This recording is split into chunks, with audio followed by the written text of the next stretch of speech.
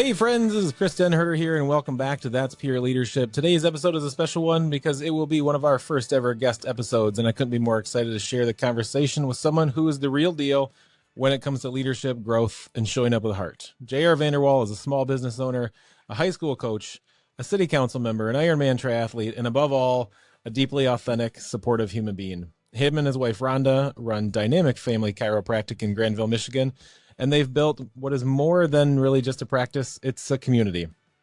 In this episode, we are going to talk about personal growth. We're going to talk about navigating change. We're going to talk about mentorship and what it looks like to stay grounded while wearing all the hats that life throws at you. So JR shares so many real, relatable insights, and I think you're going to feel seen. I think you're going to feel inspired. So JR, let's get into it. Well, thanks for having me. That was a tremendous introduction. I feel so honored. You should feel honored. The things that you guys are doing out in the world, the things that you and Rhonda are doing, the things that you're doing, like that's really one of the reasons why I was like, dude, this is just going to be fun. You and I have known each other for a number of years. And I think above all else, there's just so many things about you and your leadership style and your character and all of that, it just makes dialogue easy. Like whether we are at a swim meet or we run into each other somewhere or any of those things, that there's just, I know that you're wearing a million hats. I don't know how you do as many of the things as you do, but then you still just do it. Like it just seems effortless. So you've worn a lot of hats. You've done all the things: business owner, athlete, coach, council member. I mean, how do you go through that? How do you define growth through all that? How do you navigate and manage all of that? You know, some days I lay my head down on the pillow and think, I don't know how I want accomplished all that, but still have a list of things that I didn't get to. Yeah. But you wonder, every day is an opportunity. Maybe I'm jumping ahead here, but one of the best piece of advice I've gotten was that how you do anything is how you do everything. Yeah. And it comes down to the small things. A lot of small things make up a great thing, right? As we walked in here, you talked about Legos, and that was going to be a reference I was going to use, right? A bunch of little Legos make up something great. Each little piece means nothing. Yeah. But when you put a whole bunch of them together, next thing you know, you have the Starship Enterprise, or that was a terrible reference. I should have used a Star Wars reference, not a Star Trek reference. But it is though, like it is all of those small pieces. And I think that's one, I don't know. I feel like for me, that's the part that always is so intimidating, and probably getting more intimidating now because we see everybody's highlight reel all the time. And so it's like we see the Starship Enterprise, we see the Death Star, like we see the Titanic built in like all 10,000 pieces, but like nobody's also sharing the like, it took me 4 weeks to build, or we judge our chapter 1 and somebody else's chapter 20. Like you guys run an amazing chiropractic firm. Like you have I'm sitting here looking out the window and seeing Ironman as your license plate. And it's like that doesn't just start because you're like, I just figured I'd do it. So I signed up for the weekend. Mm-hmm. It's hundreds and hundreds of little micro like efforts and little bricks that just get built along the way. That's right. Completely. Yeah. What do you feel like for you though? Like what have some of those transition points been? And like, what has some of that really looked like along the way? Yeah. When you had asked me, what kind of moments are kind of defining in where you learn to grow and change. And, 3 big ones kind of hit me when I started to think about that. And the first one was when I finished my final season of collegiate water polo. Mm-hmm. It was my 5th season, and I loved water polo. It had been a big part of my life for a long time. And I had lined up an internship back here in West Michigan. I had applied to Where were you playing water polo at the time? Yeah, good question. So I was playing water polo at University of Massachusetts. Okay. It was a Division I program. It was arguably the best school outside of California. Yeah. And we had just finished up NCAAs. Yeah. Final Four. I went to the Final Four 3 of my 5 years, I guess, that I was there. Yeah. Pretty cool experience. And I was lined up to go to grad school. I was lined up to have an internship at Wolverine Worldwide, a wonderful mitten-based company, right? Yeah, absolutely. And I got this offer to go play professionally in Spain. And I use the word professionally kind of loosely, right? Mm-hmm. You get paid, so technically you're a pro, but the money was peanuts on the dollar. And it was going to be an experience. And I turned it down. because I was ready to kind of start adulting, and I don't regret it. But it was a time when I had to say, Was there something about that where you felt like this is a game, this is something I love, that like doing this now and getting paid isn't going to be adulting for me, or was it just my fun and my goals were here and met? yeah, goals might not have been met, but I think that I was one of those things where I just had to kind of move on. Yeah. And I ended up playing in grad school as a graduate student, so it wasn't like I had hung it up, but it was just what's the next phase? What's next? And that was a challenge for me to go from doing the things that I mean, my 5th year at UMass, I took one class, played a fall sport, and I had like 6 part-time jobs. I mean, it was the best semester of my entire life. Yeah. And I had to go from that to, all right, time to make the donuts type of thing, you know? Right. Yeah. Yeah. So that was the first one. Yeah. The second one was that internship that I took turned into a full-time job. And my girlfriend at the time, who is now my wife, so I can tell this story with full confidence, she said to me, I'm going to move to Florida and go to chiropractic school. And I was supportive of that, but I also thought, man, I got this job, a great job at a company I could have probably saw myself at for the rest of my life. And the change was, it might have been the very next day, I walked in and there was massive cuts coming. And it was one of those last in, first out type of things. And so they're like, you can have a job. You're going to be a territory sales manager for Harley Davidson footwear in Oklahoma. And I know Oklahoma's special to you, but that didn't seem like the right path for me. And so I took the small severance package and boom, moved to Florida and spent, just shy of, just over 3 years there. What did you pick up when you went to Florida? Like I didn't. So even for me, I knew it happened, but I didn't know it was that abrupt and that you even get like, that was how it ended up being. Yeah. So we bought a house with our parents' help on Christmas Eve. People say nobody buys houses around the holidays. Well, that's clearly not true. And so we moved down, and it started off by just flipping the house, trying to make it acceptable living conditions, make it a little nicer. And then I ended up working for the International Speedway Corporation, which is in Daytona Beach. Yeah. And I sold track packages for NASCAR. I became a NASCAR fan. I'm not still a fan, but I was a fan when I was there and went to the Daytona 500 and all that stuff. And I was really friggin' good at selling track packages. As you can imagine, right? Yeah, absolutely.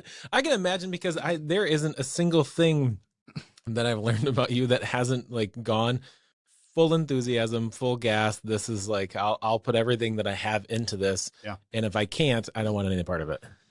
Yeah. Somebody had asked me the other day, what are your hobbies? And I kind of started laughing, and I said, hobbies. I don't do hobbies. I do either, full bore into it or full bore out of it. So, so was selling track packages, and then ended up transitioning out of that. And I actually worked at the chiropractic college in student services there for about 2 years, a year and a half, 2 years before we ended up kind of both moving back to West Michigan. So was there a point when you guys were in Florida that you knew this is like for Rhonda, this is the school for you guys. This is always temporary. We're going to be here. We're going to do this, but Florida's not going to be our long-term. No, I actually applied for a job at the college there as the marketing director for the college. Yeah. And, I really thought I was going to get the job, and they ended up not even hiring anybody and had all the marketing done out of their home campus, which was in Davenport, Iowa. Okay. And they said, do you want to move to Davenport, Iowa? And you thought I don't know if it ranks right with Oklahoma, but I know that it's close. It's in the same category. Yeah. So we had considered if I got the job, we would have stayed in Florida. We did get married back in Michigan, but halfway through her chiropractic school. So we were committed to whatever was next for the two of us, and it didn't turn out, and that's okay. And we're back. I'm telling you, I went to UMass, back to Michigan, moved to Florida, back to Michigan. Yeah. This place is awesome. I mean, I think the joke that I always have before I say that I want to hear what number 3 on the list was, is I think the joke for us is that we moved here in 2009. It was part of, we just kind of thought like economy was not great. Things were a little bit dicey and changing and everything. And so we decided like, let's go move by family for a little bit. And we had those options, Texas, Oklahoma, and Michigan. And we chose Michigan, and which ended up being my family. And so now we are going on year 16 of the 3-year plan to be in Michigan and see what it's like. I like that. The 3-year plan turns into, Michigan's great. Every time I tell my friends that live across the country how great it is here, I said, but don't come here. Like, just, this is ours. I want to keep, cost of living low. I want to appreciate all the good things we have here. Yeah.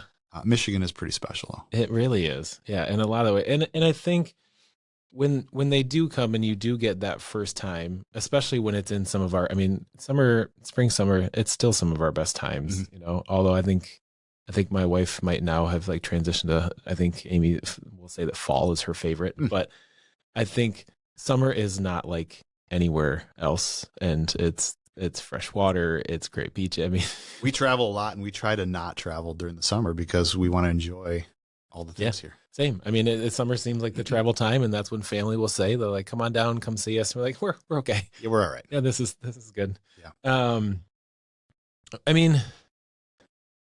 You're not unfamiliar with change. You're not unfamiliar with transition. So you guys come back to Michigan. Is it still like the chiropractic is going to be our thing? I'm going to run that right alongside of Rhonda. Like this business is going to be it? No. So Rhonda moves back. We move back.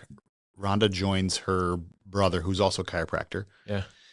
And she worked with him about 7 months before she bought into the business. He had opened in September of whatever year it was. Yeah. And she joined in February. So he had just started the practice. Yeah. 7 months later, she buys in.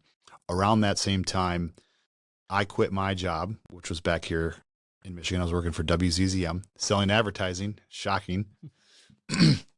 Turns out I was good at it. The least shocking thing that we'll hear all day. But, I didn't care. Yeah. I didn't care at all. Yeah. And so I wanted to find something with a little more purpose. Yeah. And so I actually ended up joining her and her brother around the time she bought in as a partner. And I was just, what did I call myself? A wellness warrior. Okay.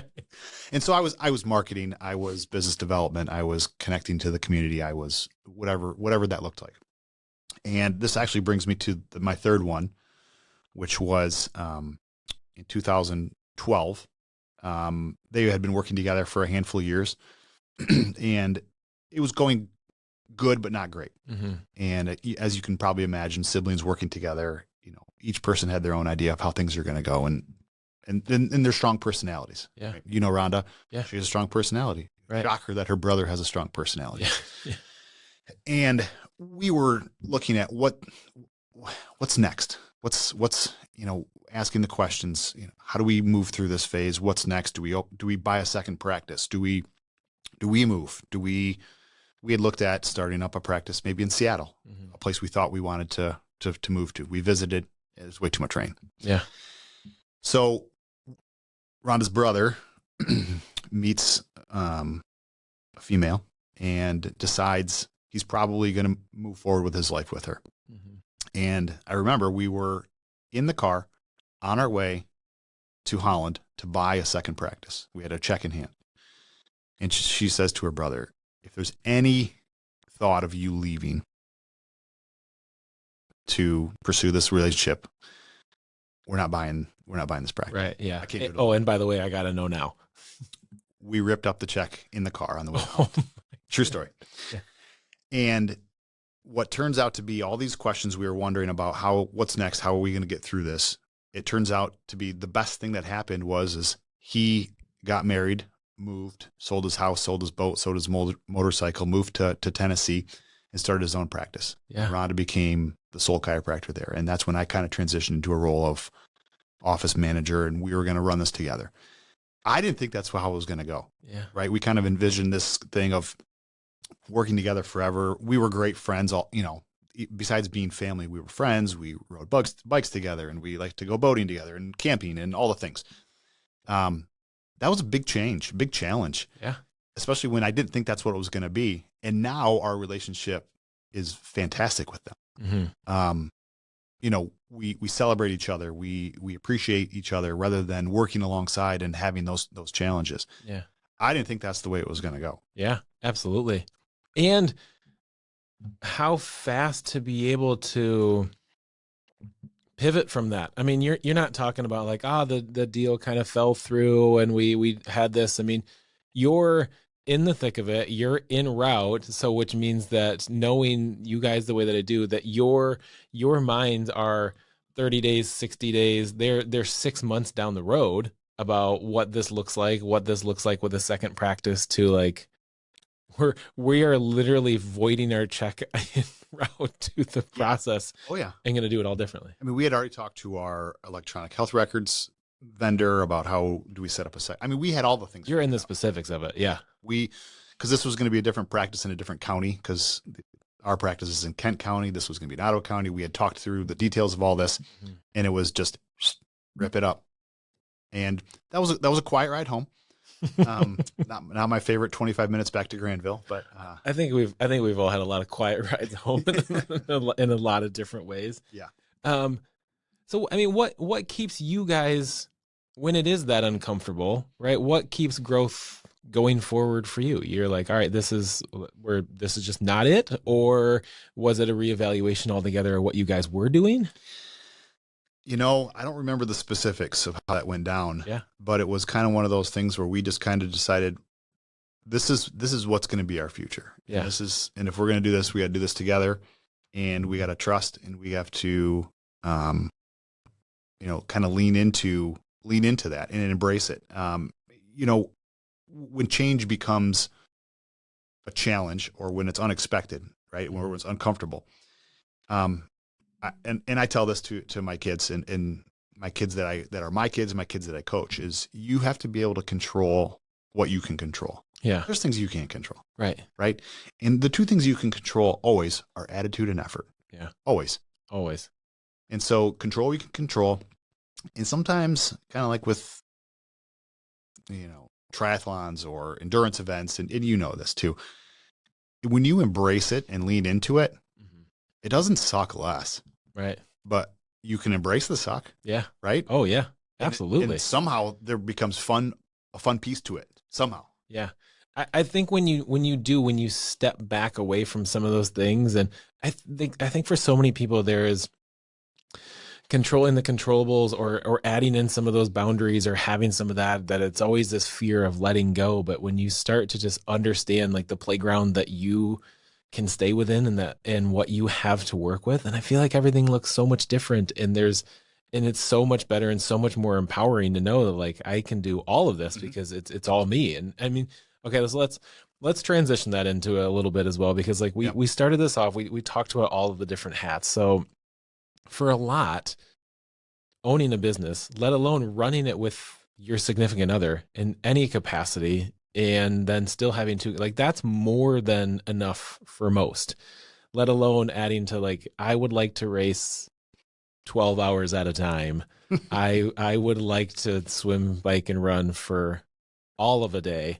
And I would also then, on top of that, like to keep supporting the community. I want to get on city council, and I want to get more with the high school, and I want to help young athletics, and I want to coach water polo. How did all those things start to come together? Admittedly, I have a problem saying no. Shocker. Guilty. Shocker. Guilty. I know. We're there's the movie, the Yes Day. Yeah. I feel like that's my life. Except for I'll never let my kids open my sunroof and go through a car wash. That's a hard no. Valid. But these opportunities come up, and it's hard to say no when they can be so much fun. Yeah. There's been city council meetings that are not fun. Right. There's been practices, coaching or games that are not fun. But if the majority of it outweighs, the not fun days, then yeah, it's great. It's fun. It's a lot of fun. And I try not to put too much of my energy into one of those baskets, or wear one hat too long. Obviously the ones that, make us. How did you figure that out though? how did you figure out where do I prior? Is it the trials and tribulations of like, I've gotten it wrong enough times? Is it just trying to always be proactive in that, and or are you really just that good at balancing it all? Yeah. It seems like it. There are some times when I feel like I failed, Yeah. and failed the business, failed my partner, failed my community, failed my team. It doesn't matter. Fill in the blank. Yeah. I felt like this. I feel like, though, this is how I was brought up. Right. My parents were entrepreneurs. Yeah. They always had things going on. They were very busy with their business, with their friends, with their church, with their fill in the blank. They were always busy, and they were always doing the things. And so maybe that's just part of me of who I am, and how I've or where I learned it from. Right. Yeah. But it has it. You'd be silly to say everything was smooth and rainbows and unicorns, right? Yeah. I think that it's so hard because we all know that. Mm. We all know that. We believe that. We read that, but then there's so many of those seeds of doubt, whether it's a business that hit that milestone, or it's a social media post, or it's a PR, or it's all these other things that we see that I think sometimes do place those little seeds of doubt. And I mean, with the team, right? If somebody has a great game and it's like, hey, or on when it's swimming, it's like somebody does PR at a time where it's like, hey, we weren't planning on it. Great. It's cool that it happened, but like they're working hard, they're tired, they're all of those things. And then it just plants that little seed with us. So like I mean, let's talk about coaching, because I've been in it. I know what it looks like and what that can be. So I mean, what's your approach to, you've got young people, and you know that there's so much in that environment that goes way beyond sports. How do you coach them in a way acknowledging that there's so much that goes on beyond that?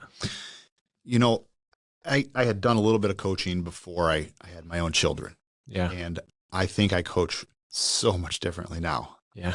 Yeah. And having kids, and whether I'm even coaching my own kids or not. Yeah. Our job as coaches, I think, is not to create wonderful athletes. If that happens, that's cool. It's great.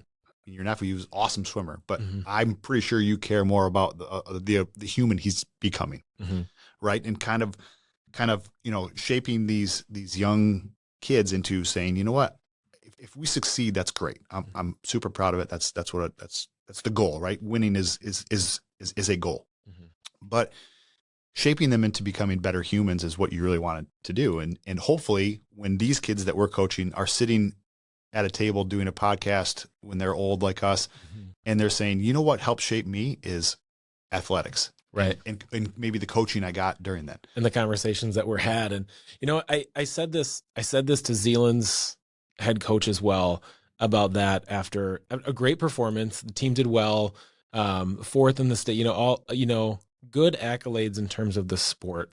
But I had two coaches that said, man, your kids are just unbelievably good sports, and they're great to be around. And then later it became all of the parents talking about how inclusive the seniors were and how nobody felt left out and all of these things. And I said to him, I was like, those messages are the ones that I care about so much more above and beyond anything else, is knowing that like they're like, you create an environment for them just to be really great, caring, supportive, like open people. Yeah. I ironically was at Zealand's pool a couple of weeks ago, and a dad came up to me and said, hey, are you Ty's dad? Ty's my son, obviously. I said, yeah, I am. And he said, Ty's a great water polo player. And I said, yeah, I'd agree. And he said, but you know what? He goes, I really appreciate how much he's kind of taken my son, who's a little younger than Ty, under his wing at a club practice or as a competitor or whatever.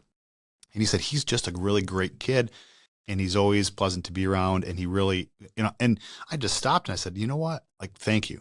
One, thank you for saying that. But like, I would rather hear that than to hear them say, man, he scored a bunch of goals and played cool defense. Right. Sweet.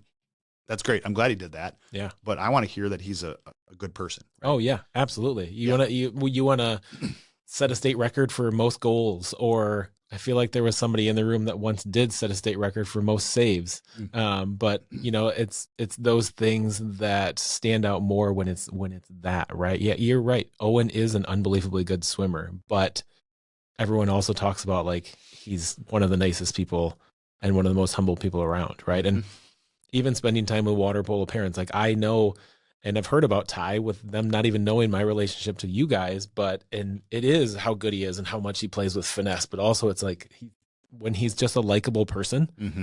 and models good sportsmanship in that, like it's a total game changer to the whole thing. And so was there a coach that you had? Was there mentorship that you had along the way in athletics as well? Because sticking with it beyond high school, let alone at an elite level is, I mean, it takes more than just you. Yeah, I've had the luxury of having consistency in coaching when I played. Mm-hmm. A lot of kids have new coach every year or whatever it is, but I had some consistency in coaching from the high school level through college. And then just the group of people that I've kind of been around with water polo has been consistent per se. Um, was I ever mentored by a certain coach? I don't think so. There was a coach who was an assistant coach when I was in high school.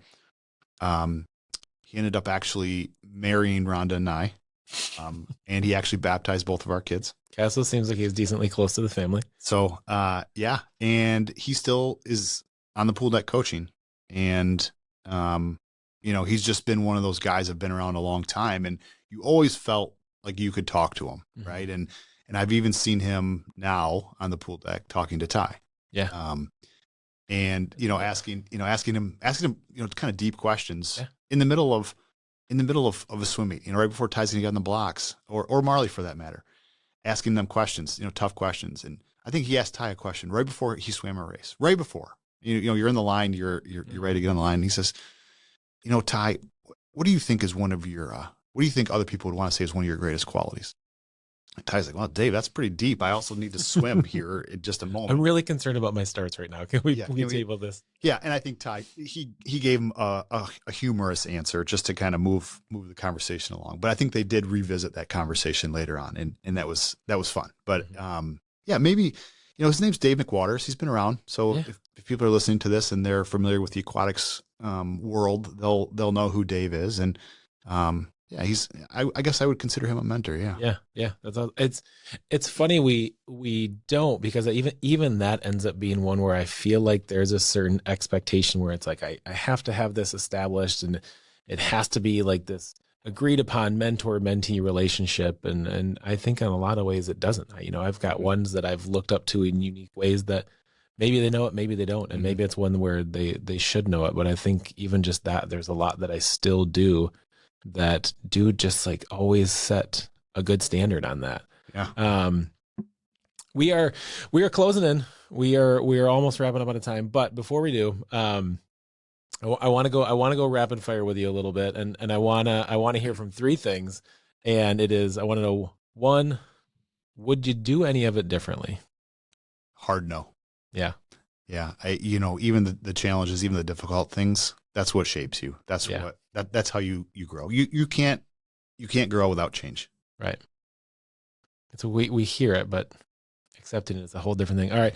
One piece of advice in all of this, all the transitions, all the growth, one piece of advice that sticks with you.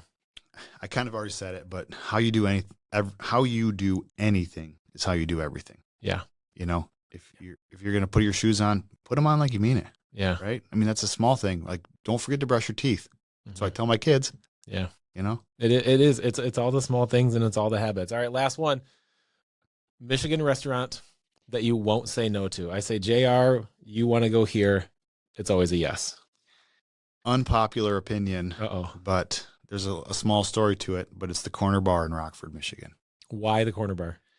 Because they have the Hot Dog Hall of Fame. And if you eat 12 chili dogs, you get your name on a plaque. And the bar actually burned down a few years ago, and I thought they were going to lose the database of all the names, whatever. I actually truly shed a tear when I heard that it burned to the ground, because it's not just a crappy hot dog place in Rockford.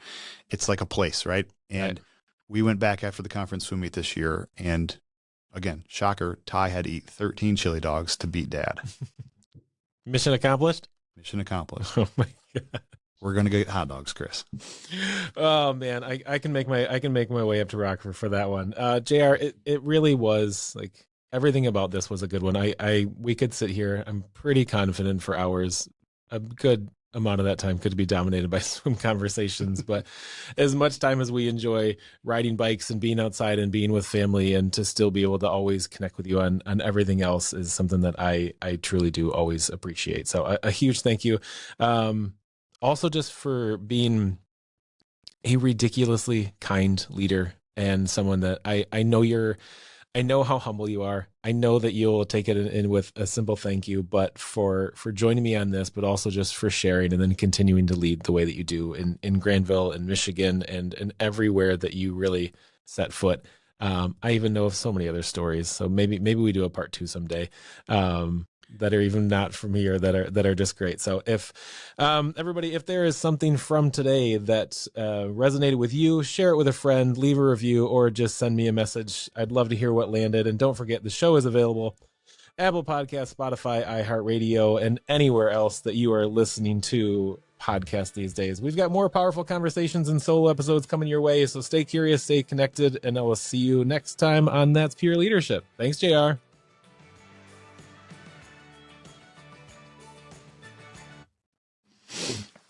That's it. That's how it works.